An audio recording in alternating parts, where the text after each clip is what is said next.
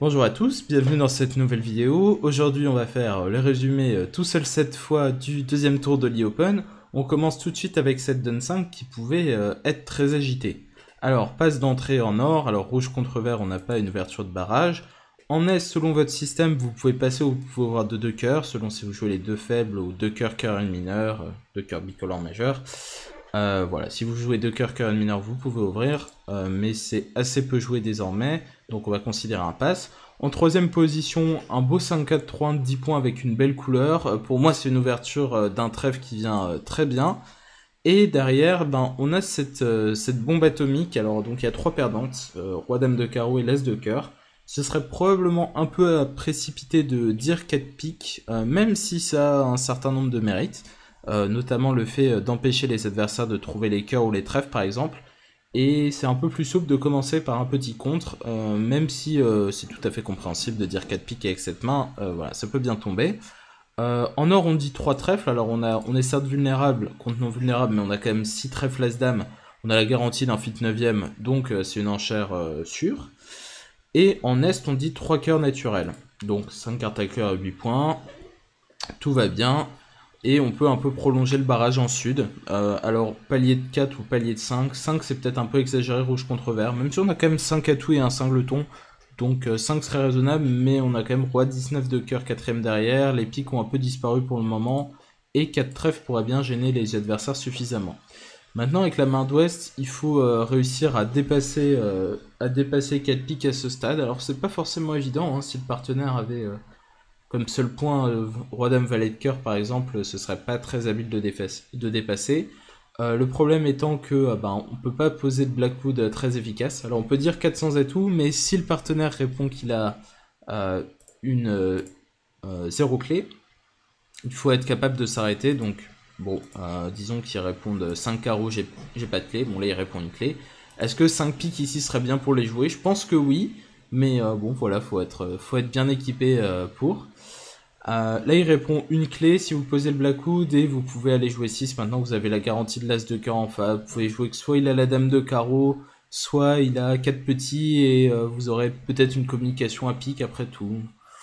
Bon, c'est très tendu et bien sûr la séquence est très compliquée, faut être inspiré sur cette donne, il n'y a pas d'autre solution.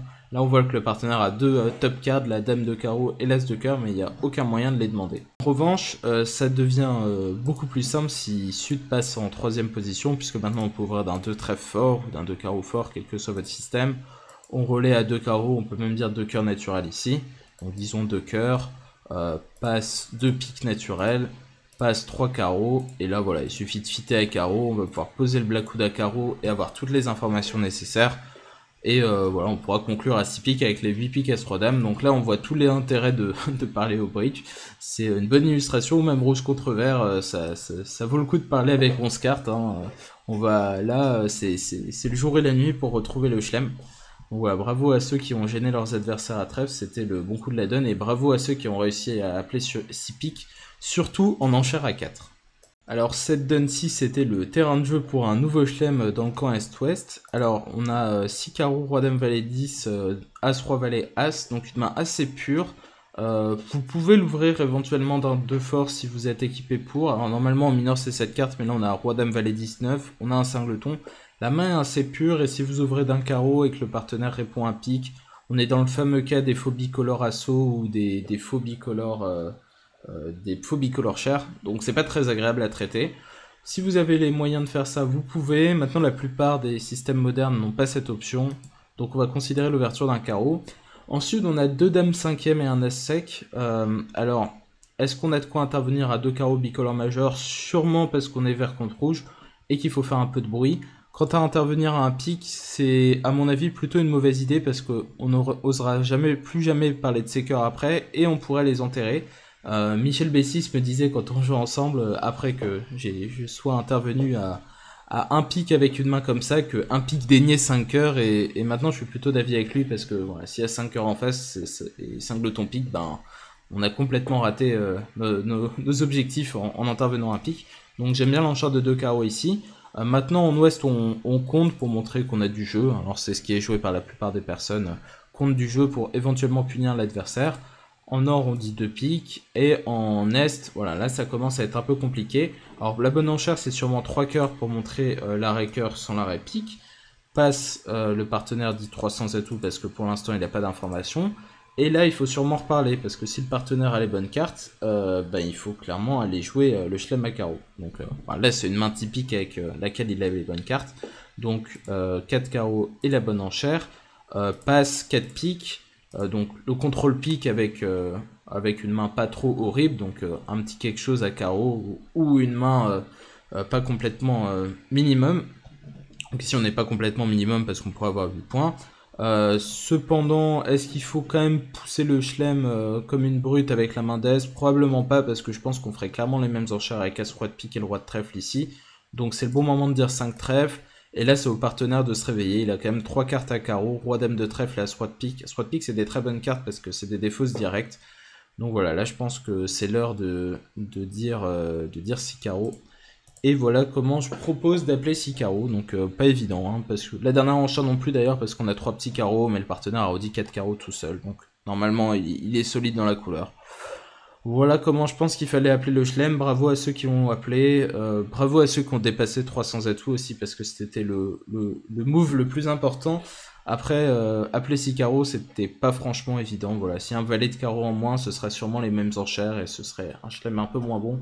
Mais quand même, dans ce genre de situation, on aura beaucoup d'informations au jeu de la carte, dû au fait que Sud sont intervenus avec un bicolore majeur.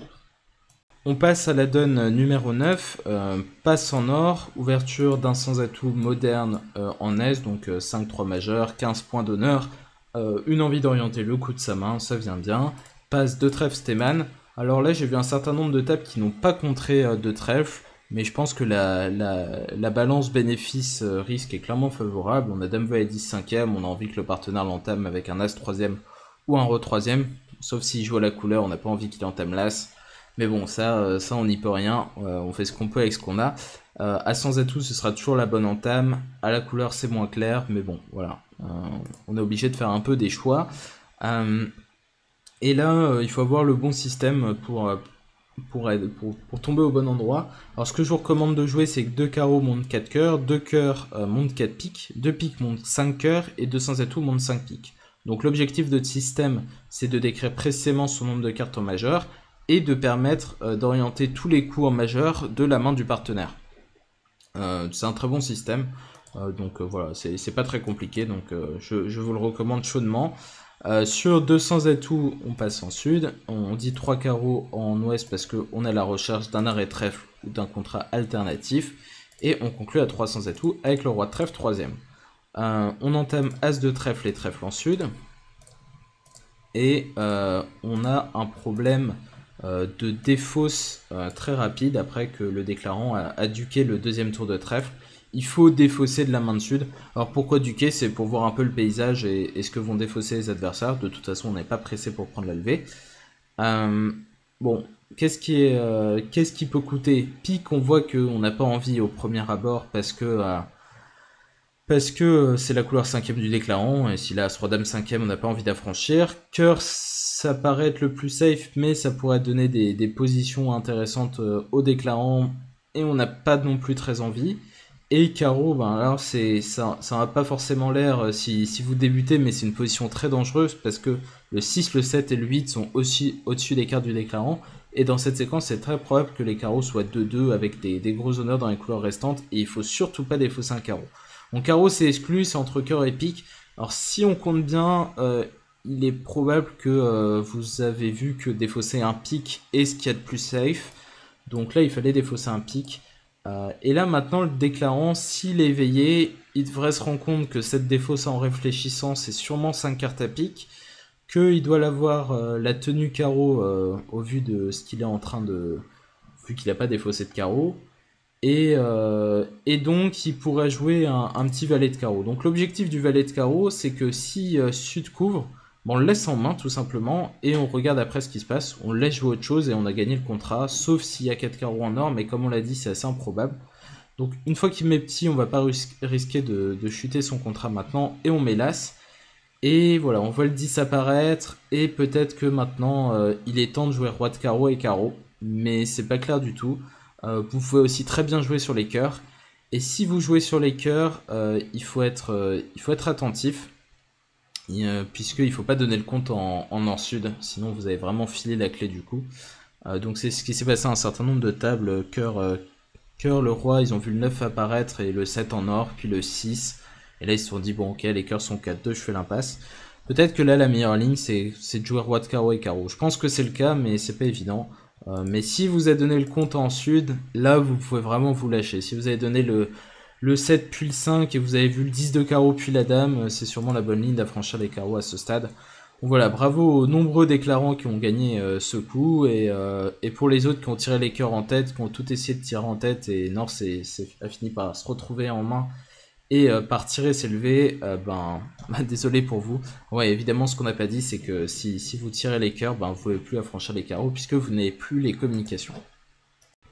On passe à cette de numéro 10, donc passe-passe, ouverture d'un sans atout en troisième position. Alors il y a un certain temps, on aimait bien ouvrir d'un mineur ses mains 4-4-3-2 de 15 points d'honneur pour retrouver les fit majors si le partenaire avait 6-7 points au lieu de jouer un sans atout. C'est un peu passé de mode, surtout en match par 4, ça se fait encore en tournoi par paire, moi j'aime bien ça. Mais en match par 4, on n'aime pas empailler les manches, donc un sans atout d'ouverture.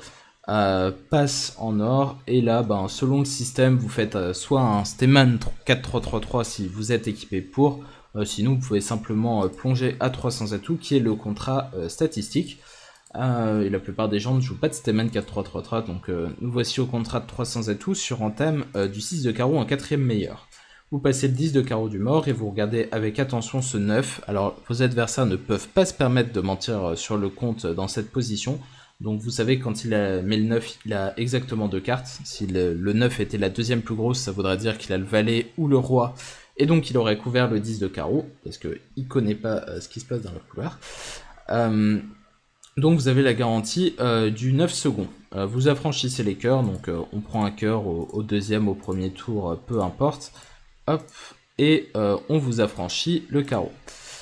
Alors maintenant vous allez tirer les cœurs et c'est à Nord de faire les bonnes défausses, donc il est très embêté, évidemment il a envie de garder ses piques et évidemment il a envie de garder son roi de trèfle second et ses carreaux affranchis, donc il est bien embêté et il faut qu'il trouve les bonnes défausses. Alors il s'avère que ce qu'il a de mieux à faire, un certain nombre d'experts l'ont fait, c'est de défausser un carreau et de défausser un trèfle, et si possible dans l'ordre suivant, le trèfle puis le carreau, pour vraiment faire croire qu'on n'a rien d'intéressant à trèfle. Mais c'est loin d'être évident, surtout qu'à ce stade, on n'a pas le compte des piques du partenaire, et ça se trouve, défausser un pique serait le 100% si le partenaire avait le 10 3ème, ou le 10 4ème.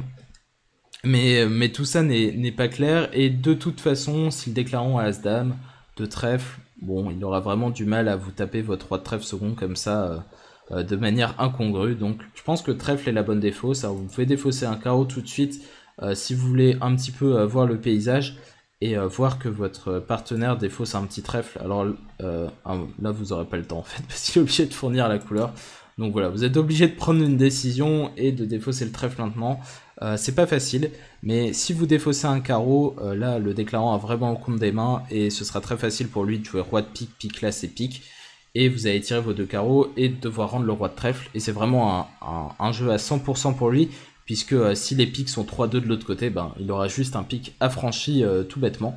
Donc ouais, en fait vous voyez que si vous défaussez un carreau, ça va mal finir.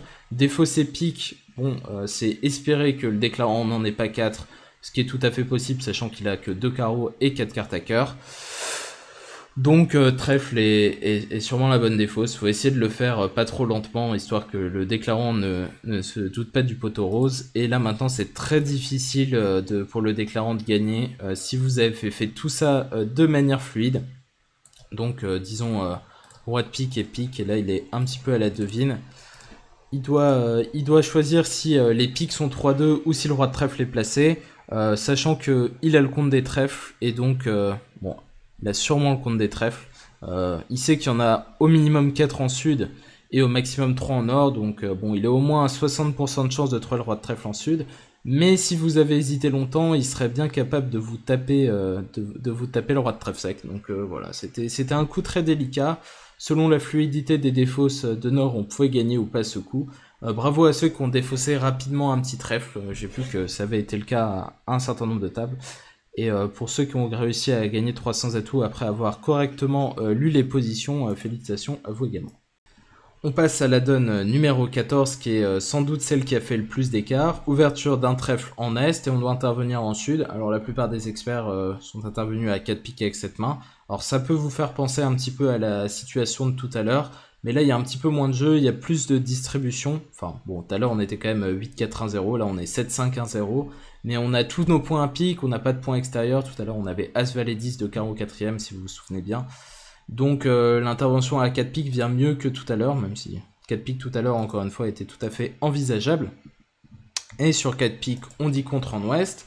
En or, on pourrait dire 5 piques, mais pour l'instant, on a un as, une dame, on ne sait pas trop de quoi l'avenir est fait, donc on peut passer et éventuellement dire 5 piques plus tard. 400 atouts en est, donc... Bon, évidemment, on ne sait pas trop ce qui se passe, le partenaire peut contrer avec à peu près tout et n'importe quoi. Je rappelle que le compte, c'est un compte qui montre qu'on a du jeu et qu'on ne sait pas exactement quoi faire, donc du jeu à peu près régulier, ou en tout cas pas chic and pick.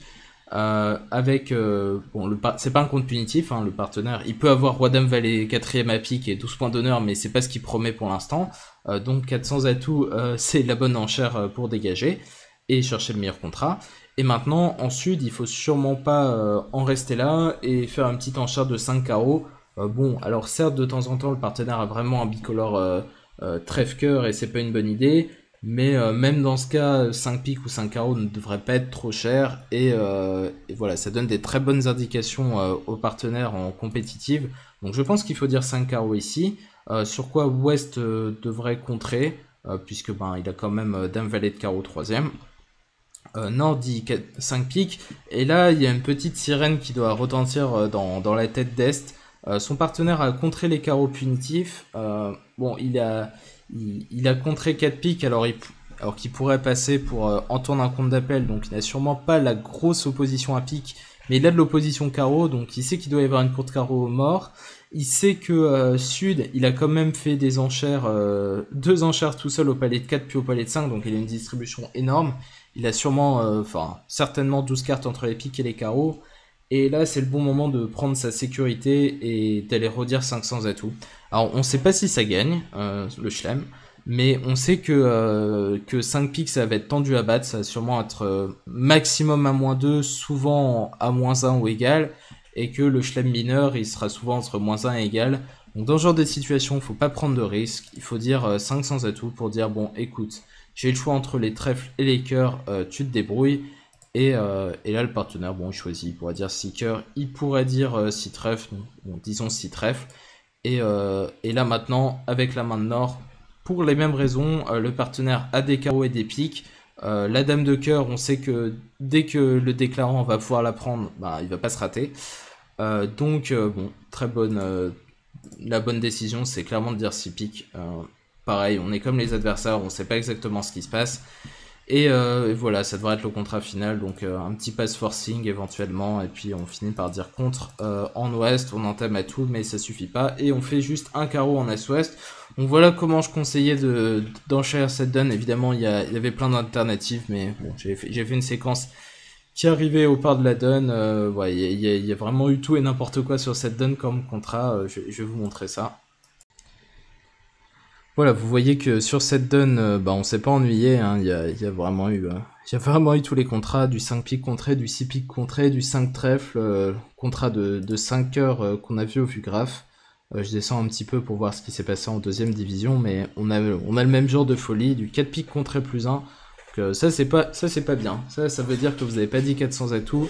Et c'est police. Et pour le reste, bon, il y a eu que des contrats raisonnables. Il y a un certain nombre de 6 cœurs égal, un 6 cœurs -1. Il n'a pas trop la dame de cœur, mais qui se retrouve avec une égalité au butler. Donc ça, c'est assez rare. Un 6 cœurs -1, une égalité au butler. Mais ça montre à quel point la donne était distribuée. On va faire un petit tour sur la page des résultats. Donc, comme je vous l'avais annoncé, il y a eu des écarts assez formidables avec plein d'IMP échangés. Dans la poule A de la division 1, c'est National Tech qui reste en tête après leur courte victoire. Dans la poule numéro 2, Mauberquez a battu largement l'équipe des Corrigans de Marc Carlero et s'empare de la première position. Malgré ça, les Corrigans restent en quatrième position après leur première grosse victoire. Dans la poule C, nous avons les Bots qui s'emparent de la tête du classement. Alors on se rappelle que dans la poule C, tout le monde avait marqué entre 9 et 11 au premier tour, donc voilà pourquoi avec un 20-0 ils s'emparent de la première position. À noter qu'il y a eu un autre 20-0 dans cette même poule entre Mika Digno et Clément. Et dans la division 2, c'est l'équipe autrichienne Tesla qui confirme son excellent départ avec une deuxième grosse victoire contre Bridge Music. Et enfin, on va finir par la division 2B, où on voit que l'équipe Seven of Diamonds, anciennement internationale française, a pris la tête après une victoire contre l'équipe Donnelly. Un petit coup d'œil au Butler rapide, alors maintenant qu'il est tout joli, tout beau. Donc c'est une paire du BCGA qui est en tête, donc Guy Benyada et Nicolas Bellotto. Je suppose que ça se prononce comme ça, désolé si j'ai écorché.